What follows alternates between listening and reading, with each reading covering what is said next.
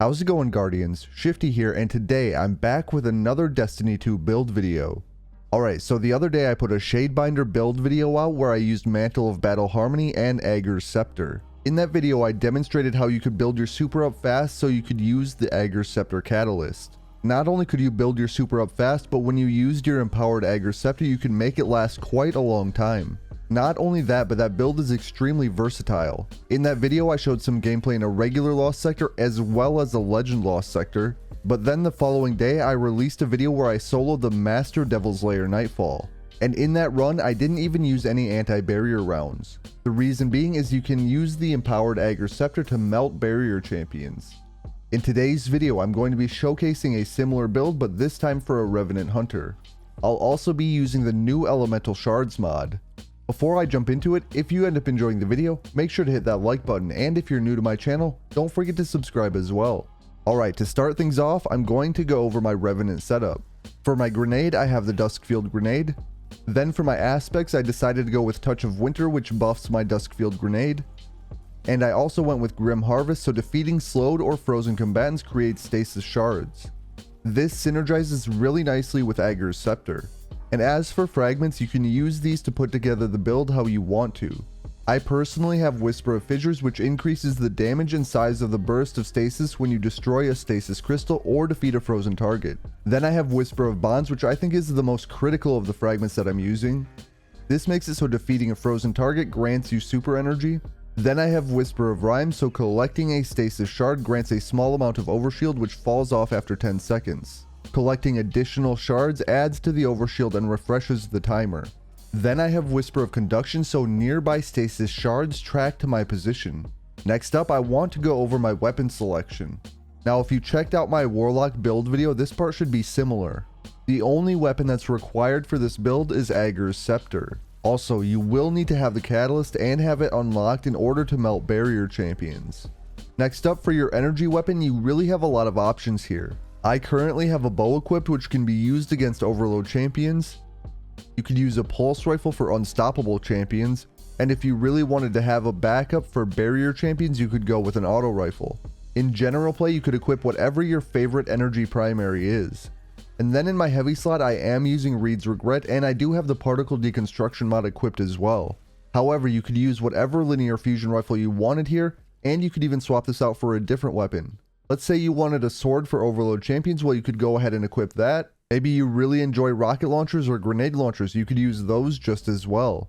When you're deciding what weapons you want to use, you're going to have to keep whatever champions you may be facing in mind, except barrier champions. I already mentioned this, but Aegir's Scepter can melt barrier champions and you won't need any anti-barrier rounds. An example loadout might look something like this. You could have a bow for overload champions, and a linear fusion rifle for unstoppable champions, and then you have Aegir's Scepter in your kinetic slot. If you're going into an activity with barrier champions and overload champions, you could always use a bow and a linear fusion rifle still, but then you'll use Aegir's Scepter against the barrier champions. Next up, I'm going to go over my armor mods, but before I do, I want to talk about my exotic armor choice. I am using Star Eater scales, and the perk on this piece of armor is called Feast of Light. This makes it so you gain additional super energy from orbs of power that you pick up. While your super energy is full, picking up an orb of power overcharges your super, causing you to gain a burst of healing when cast and bonus to your super damage. At maximum overcharge, you also gain an overshield. Now, most of that perk doesn't matter. The reason I'm using this one is Feast of Light. Since my Aegir's Scepter is masterworked, I will generate a lot of orbs of power.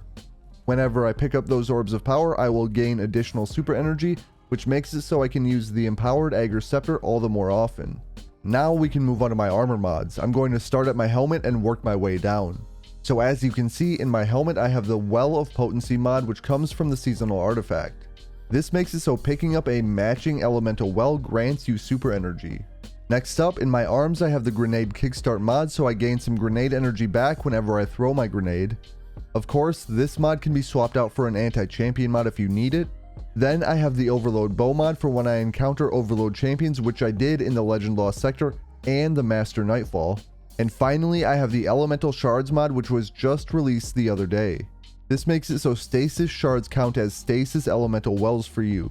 That means every time I defeat a slowed or frozen target I generate those stasis shards. Then when I pick those shards up, I'll proc any mod that requires stasis elemental wells like Well of Potency. Next up in my chest armor, I have Concussive Dampener for a little bit of reduced area of effect damage. And here I also have Font of Wisdom, so picking up an elemental well that matches my subclass energy type grants me a temporary significant increase to my intellect. So anytime I pick up a stasis elemental well or a stasis shard, I will gain 30 seconds of tier 10 intellect. In my Star Eater scales, I have Trace Rifle Scavenger, so I have more Aegir's Scepter ammo. And here I have elemental armaments. This makes it so weapon takedowns with a damage type that matches my subclass element have an escalating chance to spawn an elemental well. So kills I get with Aegir's Scepter have a chance at generating a stasis elemental well. In addition to that, the targets that I kill that are frozen from Aegir's Scepter will also drop stasis shards, which also count as stasis elemental wells. And then finally in my Hunter Cloak, I have Particle Deconstruction to buff my Reed's Regret. If you're not using a linear fusion rifle, you could always swap this out for something like Resonant Siphon. You could also use Passive Guard if you're rocking a sword, or you could ditch some of those middle mods and go with Font of Might. This makes it so picking up an elemental well that matches your subclass energy type grants a temporary bonus to weapon damage of that same elemental type. And that is all there is to the components of this build. Now I'm going to show you some gameplay of the build in action in a regular Lost Sector, a Legend Lost Sector, and the Master Nightfall. I'm also going to talk a bit about how to use the build. Let's jump right into it. Alright, so generally speaking this build is pretty simple to use. You just want to get kills with Aegir's Scepter for the most part. Doing so will generate some super energy from Whisper of Bonds, but then you want to pick up any stasis elemental wells that you see, as well as stasis shards. This will improve your super regeneration with Font of Wisdom, and you will also gain some super energy from Font of Potency. Now when you do have your super up, you can hold your reload button to empower Aegir's Scepter. Now when it is empowered, picking up Orbs of Power, picking up stasis shards, or stasis elemental wells will extend the duration of your super, which will make the empowered state last longer. Not only that, but getting kills in the empowered state will proc Whisper of Bonds, which will then further extend the duration as well. You can see here with enough enemies, you can actually keep your super basically full. That means you can deactivate the empowered Aegir's Scepter and you can turn it back on whenever you need it again in just a short amount of time.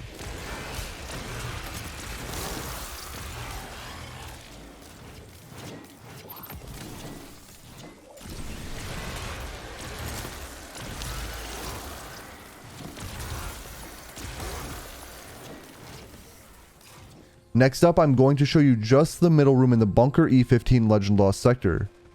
This will give you a good idea at how quickly Aegir's Scepter can melt regular enemies in those Legend Lost sectors, and I'm also going to show you how quickly it can melt a barrier champion.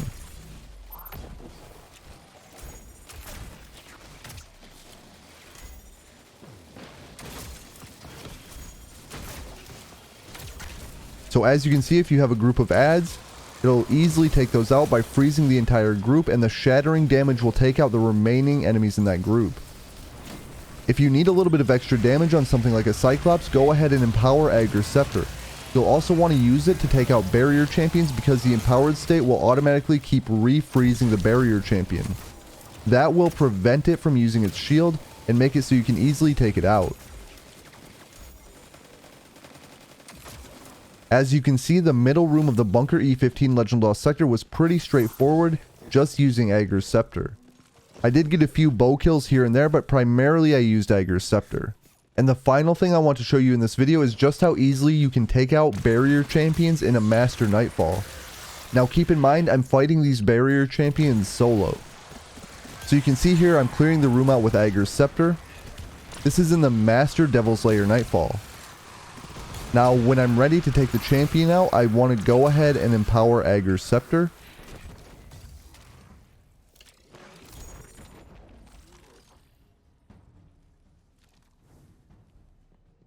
When I do so, I want to immediately shoot the champion. Like I said just a moment ago, this will keep refreezing it and allow you to take it out before it can even barrier. Another thing I want to mention is you can actually use it against overload champions too. If you stun the champion first, Aegir's Scepter does a decent amount of damage to that champion. You want to make sure you don't stick on Aegir's Scepter too long because you will want to swap back to your overload weapon to prevent it from healing.